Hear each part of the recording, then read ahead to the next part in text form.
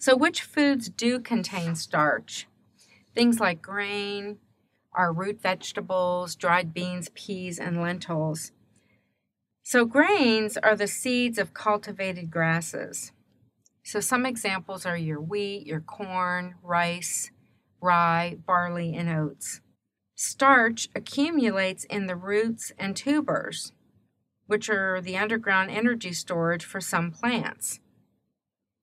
And that's where it provides energy for the plants to grow. Some of our roots and tubers are beets, carrots, potatoes, sweet potatoes.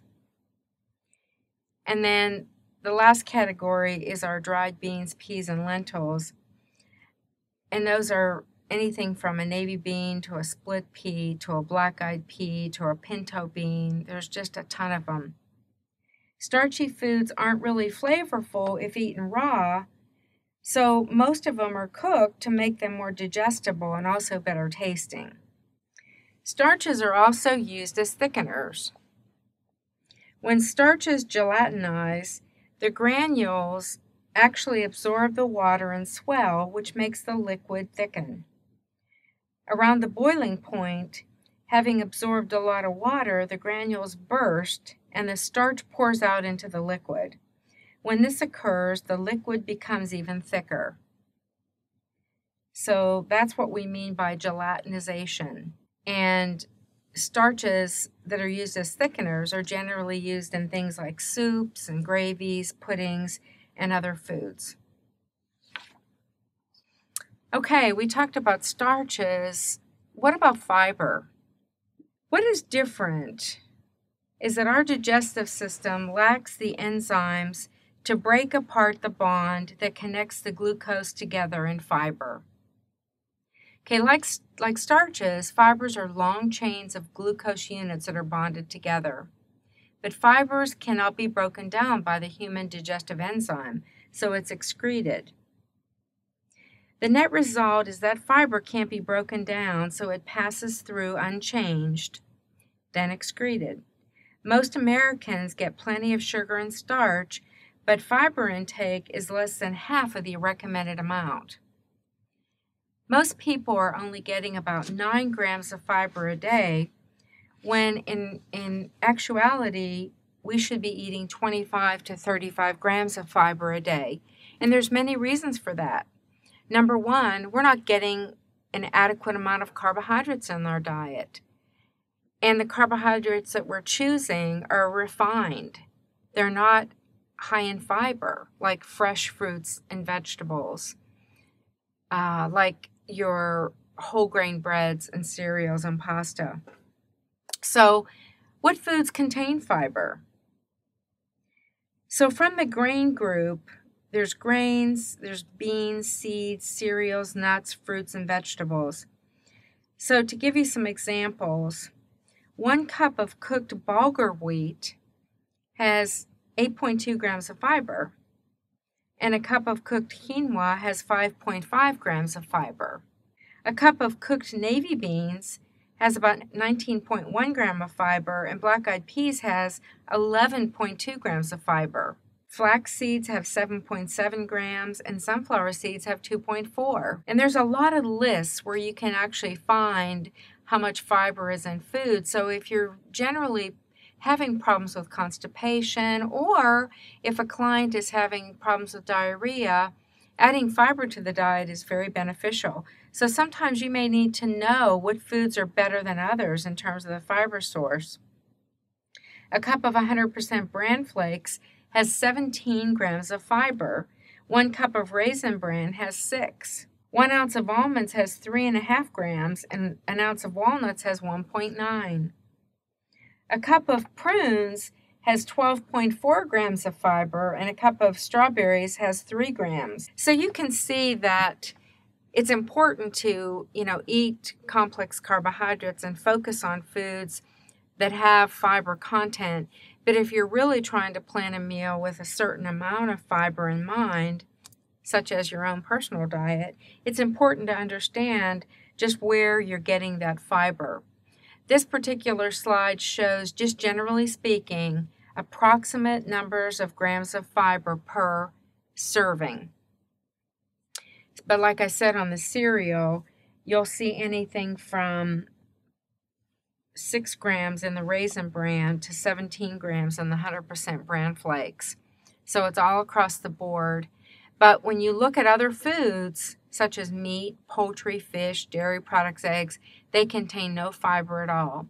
So again, when you look at the misconceptions that you hear out in the real world and the popular press and how people really badmouth carbohydrates, it doesn't make nutritional sense. So the science tells us we need a healthy dose of complex carbohydrates in our diet. And when we're planning meal, the macronutrient distribution should be 45 to 65% of our calories. And that's, of course, choosing, the proper kinds of carbohydrates in the form of high fiber. This is something that I think is very important to understand, but you don't necessarily have to remember this in your meal planning unless you're dealing with a particular client that has certain medical issues. There's 2 different kinds of fiber. There's soluble fiber and insoluble fiber. The most important thing is to remember to obtain more fiber in the diet, to plan for more fiber by eating whole grains. But if you are, dealing with a certain problem, it's important to understand there are 2 different kinds. And it's based on how soluble they are in water. Soluble fiber swells in water and becomes really sticky and gummy. So because of this, soluble fiber slows down the digestive process. This makes you feel full longer after you eat, which can be really great if you're trying to lose weight. Insoluble fiber, on the other hand, doesn't swell in water. It's great for people with constipation because this type of fiber softens the stool and helps food pass more quickly through the digestive tract. So you can see if a person has constipation issues, focusing on foods that have more insoluble fiber. If you have digestion issues, or if you're trying to lose weight, or if you have elevated cholesterol levels, they're not really sure the mechanism, but soluble fiber actually binds cholesterol in your digestive tract and it removes it from the body. So it's very beneficial and help lowering blood cholesterol. This slide is a really good example of how organizations like the American Heart Association makes recommendations on what type of diet a person should eat. These are the kinds of foods that affect your cholesterol levels, affect your risk of heart disease. So if I had to pick one thing to improve on your diet or anyone's diet when they come to me for nutritional assistance, I always look at the fiber content of their diet. It's very revealing. So if they don't have a lot of fiber, it means that they're lacking fruits, vegetables, and whole grains. The very vital food that provides the most nutritional value. So fiber is a really key topic and thing to consider. Now, what foods have soluble fiber and insoluble fiber? Soluble fiber are oats, oatmeal, beans, fruits such as apples and pears, a lot of different vegetables. And insoluble fiber, on the other hand, is wheat bran, more of your beans, peas, and lentils, whole grains, many of your fruits and vegetables. So again, the thing to remember is just start including more of those high fiber foods in your meal planning. And choose foods that contain a variety of both. And you can see that there's a lot of the same foods in each category.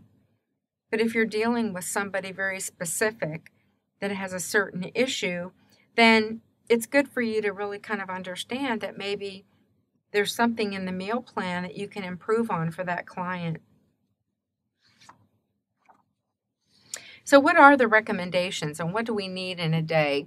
Generally speaking, women need about 25 grams a day and men 35 to almost 40 grams. After a certain age, after age 50, the need for extra fiber goes down a bit. But if I were to just make a blanket statement, I would say 14 grams of fiber for every 1,000 calories. So for instance, women generally will eat 1,500 calories a day. So that's where the 21, 25 grams of fiber per day comes from. So for the purposes of meal planning and for quizzes and tests, remember that 14 grams of fiber for every 1,000 calories that are eaten is what the daily recommendation is for fiber. High fiber foods are really important because they protect against heart disease. And how that happens is that it helps to improve their blood cholesterol levels. A high fiber diet also decreases the risk of developing diabetes because it slows the absorption of glucose after eating. So, and that's no different than if a person doesn't have diabetes. It's still very important to have that high fiber diet. But for a diabetic, it can be so much more beneficial in terms of how it affects your glucose levels. It promotes regularity of bowel habits. It's also linked to lowering body weight. And like we mentioned before, foods that are high in fiber can be more filling, so they have a better satiety value. And 9 times out of 10, they might be lower in calories. Like, for instance, a piece of whole grain toast as opposed to a jelly donut in the morning. Fiber is also linked to less colon cancer. We have a lot of colon cancer in our society, and a high fiber diet can really be beneficial for helping to lower the risk of colon cancer. High fiber foods also contain phytochemicals and other substances that protect the heart and decrease the risk of certain disease. So fiber is really an important food to consider, or an important thing to consider when you're planning meals. To increase the fiber in your diet, choose the whole grain version. When foods are processed, fiber is sometimes lost, and I want to share a few examples of the effects of processing. So if I had 100 grams of wheat berries, it would contain about 12.5 grams of fiber. 100 grams of whole wheat flour contains 10.7 grams. If that product is refined and turned into all-purpose flour, it would then only contain 3.7 grams of fiber. Same thing with rice. Brown rice has about 3.4 grams of fiber in 100 grams of food. White rice has 2.8, but white rice noodles has 1.6. Same thing with eating a piece of fruit. Apples with the peel has 2.4 grams of fiber in a 100 gram serving, whereas applesauce only has 1.1 gram, and apple juice only has 0.2 grams of fiber per 100 grams of food. So you can see the effects of processing. It definitely reduces the fiber content. So what happens if you're eating a very low fiber diet and you're interested in increasing it? It's very important to increase it incrementally and add it gradually to your diet, because you need to allow time for your GI tract to adjust to the load. You also need to drink more fluids, because like I mentioned earlier, if a person had diarrhea or if a person had constipation, they would be treated with the very same high fiber diet. The difference is the fiber is going to make the stool more bulky, and so if it does, you need to have that water to keep it soft. So it's a very important concept to understand.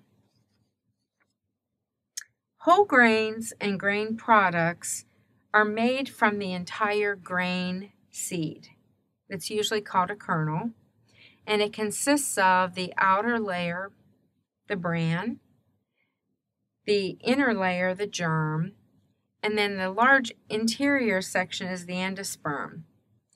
We really take grains for granted.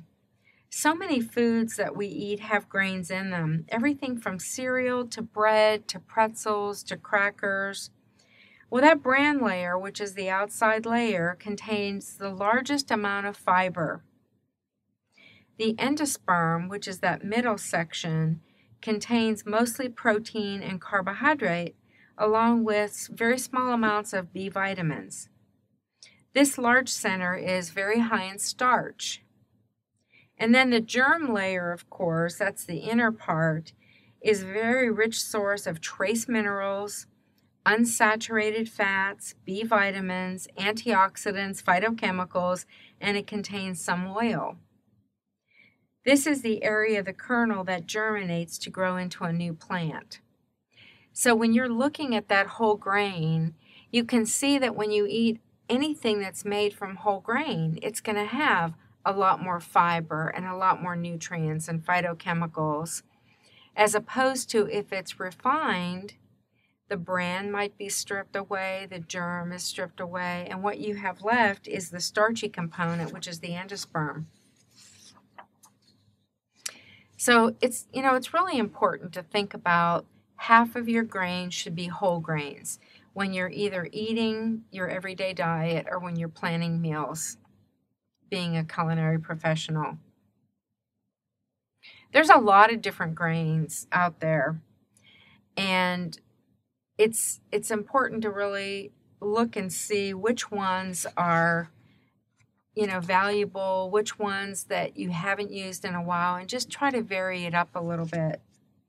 It's important to understand that whole grains contain the fiber-rich bran and a lot of vitamin-rich germ and endosperm. Those are your whole wheat, your brown rice, whole wheat bread, etc. There's a lot of really good examples of whole grains and refined grains on page 80. It's table 3-3. So this is just reiterating what we've said all along. When the bran and germ are removed, the grain is refined or milled, and that what we have left is your white flour, white rice, white bread, etc. There's a lot of whole grains. Can you identify these? Can you recognize some of these? If you cannot, the answers are on page 79 in your textbook. And I would get very intimate and familiar with these because it's real important to start including a lot more variety. As we mentioned in the first couple chapters, the more variety of food that you're putting into your menu planning, the more variety of vitamins and minerals you're offering your clients. Whole grains have more nutrients. So, when you compare the nutrients in whole grains and refined grains, whole grains are always more nutritious, as you can see in the next slide. The Dietary Guidelines recommends half of your grain servings to be whole grain. But trying to identify a product that's whole grain can be difficult. Breads and cereals and crackers basically fall into one of these categories. 100% whole grain, and that's when the bread label says 100% whole wheat or 100% whole grain, then you know it's considered whole grain. These breads are generally denser and chewier, but it's important to read the label carefully because made from whole grain is not the same as a whole grain. So you want to look for the label 100% whole grain. The other category is part whole grain, part refined. This bread contains whole wheat flour and white flour. Some manufacturers use the word multigrain bread, but beware, this is not necessarily a whole grain. This is very popular because adding white flour improves the texture, color, and taste of the bread. Another category is 100% refined, and that is your white bread that's made from white flour and no whole grains. Okay, and that's versus the refined grains on our next slide. By federal law, refined grain is actually enriched with nutrients that are lost in processing. The assumption that everything good has been stripped away is really a fallacy.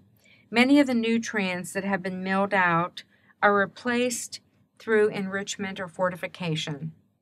Slice for slice, enriched white bread, as well as other enriched grain products, are a good source of iron and 4B vitamins, which are thiamine, riboflavin, niacin, folic acid, as well as complex carbohydrates. Fiber is not added back in. So even though by law refined grains are enriched, fiber is not added back in. So how do you identify 100% whole grain products? First, you want to read the ingredient list. A whole grain should be the first ingredient listed on the label, and that would say whole wheat, whole oats, whole grain corn, brown rice, whole grain barley. If you see the word wheat flour or enriched flour, all that means is plain old white flour. So now you know how to identify a product that's whole grain. It is not based on the color of the bread. Generally, when I put a question on the quiz, many of the students will write that in their answer, and it is not acceptable. Some brown breads actually have caramel color added. Another way to identify a whole grain is to identify the little stamp. It's from the Whole Grains Council. And the stamp shows how many grams of whole grains are in one serving of the product. One serving of whole grains contains 16 grams of whole grain. So strive to eat at least 48 grams. 16 grams times 3 servings per day of whole grains daily. If you want to really dive into this a little bit further, go to the wholegrainscouncil.org. They have really great resources on their website. I highly recommend that. Another way to determine whether you're choosing whole grain is to look for the claim, diets rich in whole grain foods and other plant foods and low in saturated fat and cholesterol may help to reduce the risk of heart disease. Another way to determine if it's whole grain is that the product should contain at least 2 grams of fiber per serving. So why is it important for our health? A diet high in whole grains reduces our risk of coronary heart disease, type 2 diabetes, and weight gain. The number one cause of death or disability of both men and women in the U.S. is heart disease. A number of studies support the connection between consumption of whole grain and a reduced risk of coronary heart disease and its risk factors. There are several feasible theories as to how whole grains may help, but the specific beneficial mechanism is still really unclear. It's likely that the whole grain components work together to achieve improved health. When you look at meta-analysis of a lot of studies that are done determining the effects of good nutrition on a diet, is that we're not looking at just a nutrient or a component, but we're looking at how components work together. So there's always synergy in a diet. Cancer claims an estimated 569,000 lives each year, second only to heart disease. Dietary factors such as fiber, vitamin B6, phytoestrogen intake, and positive lifestyles factors such as exercise, not smoking, reduction of alcohol use. They don't really explain the apparent protective effect of whole grains against cancer, but it may be suggesting that they're effective because, again, of the, looking at the whole big picture. Whole grains are a rich source of a wide range of phytonutrients that have anti-carcinogenic factors. Some of these may block the DNA damage and suppress cancer cell growth. Other components of whole grains may bind carcinogens and limit their absorption or limit their exposure time in the stomach. So it's really kind of hard to say exactly why they're beneficial, but they are.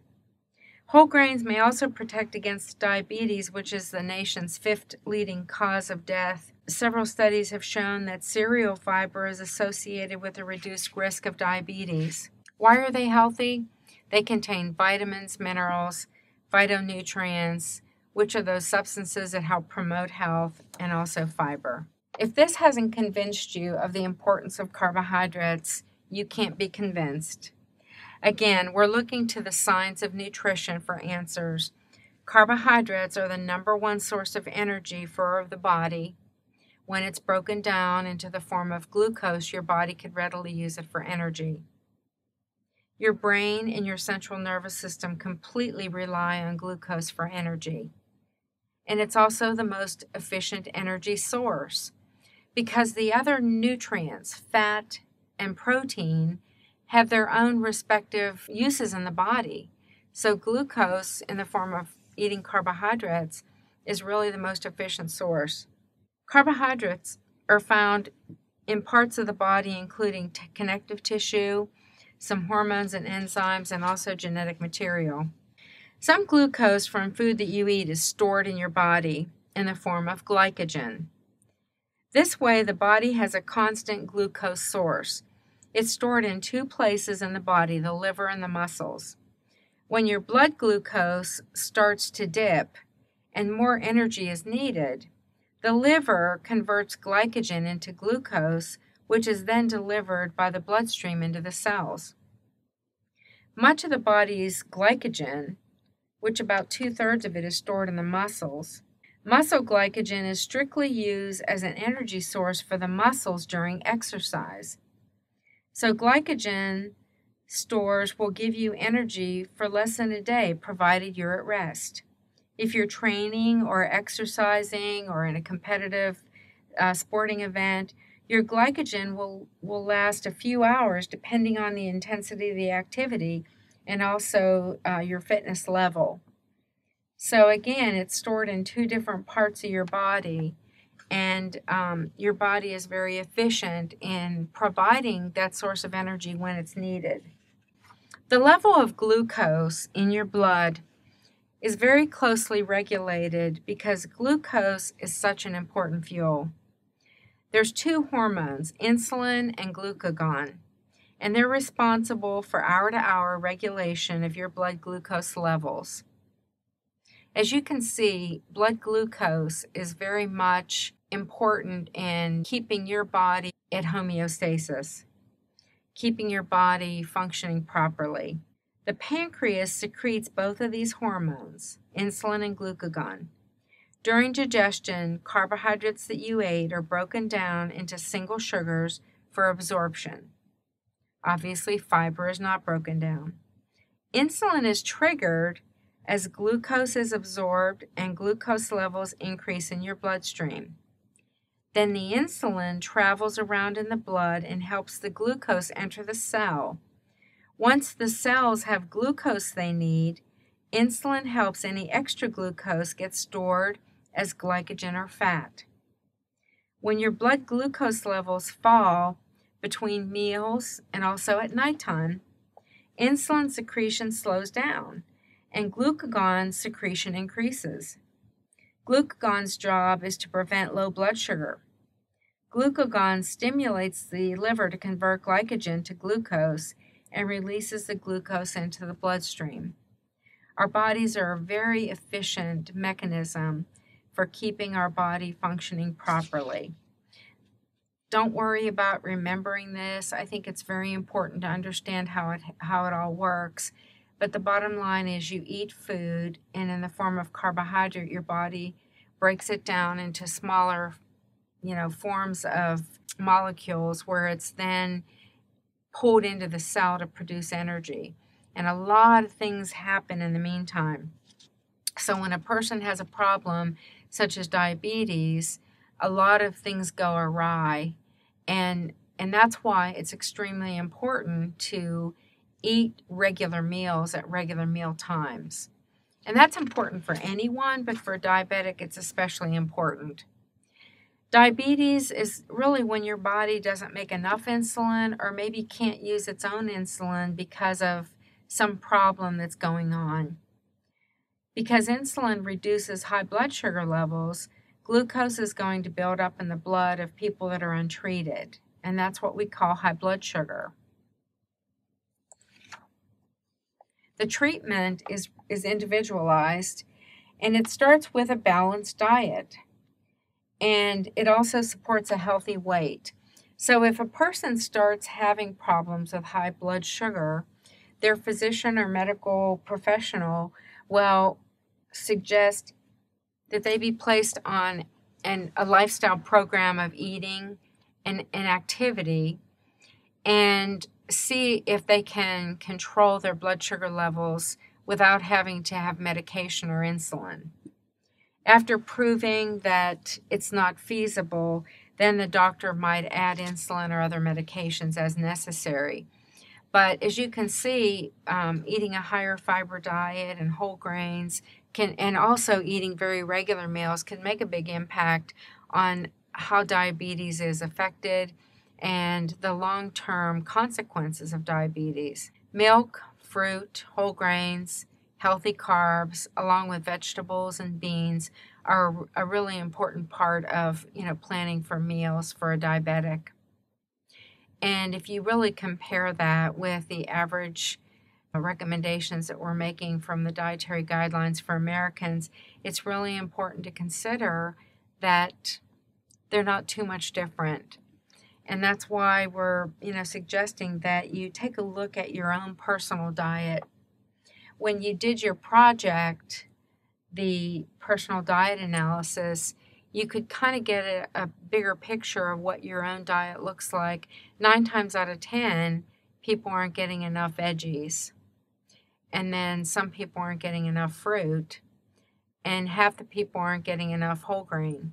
So there's a lot of work to be done, and we all need to take part in this. As a culinary professional, it's really a responsibility of ours to help our consumers. Most people need more whole grains and legumes, but don't really know how to incorporate them.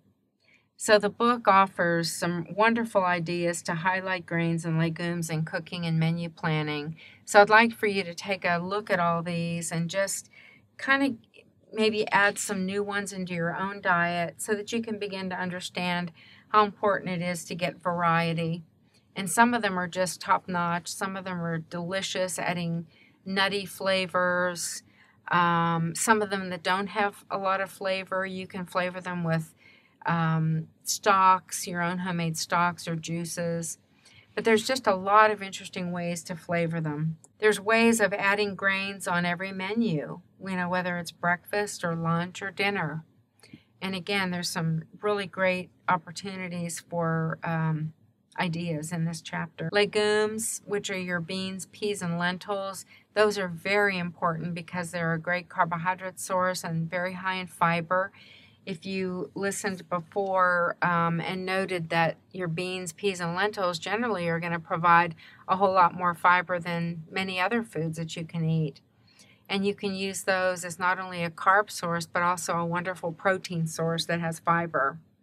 Generally, protein sources like meat, poultry, and fish don't have fiber, but legumes, the plant source of fiber, has a lot of fiber.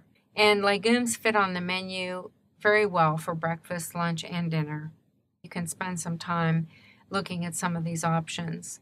So I want to reiterate the importance of participating in the discussion board topic on alternative sweeteners. There's a lot of controversy and a lot of debates about it, and I want you to really do some reading and understand the science behind it. So in addition to being the major source of calories in the diet, foods high in carbohydrates provide an abundance of fiber, vitamins, and minerals.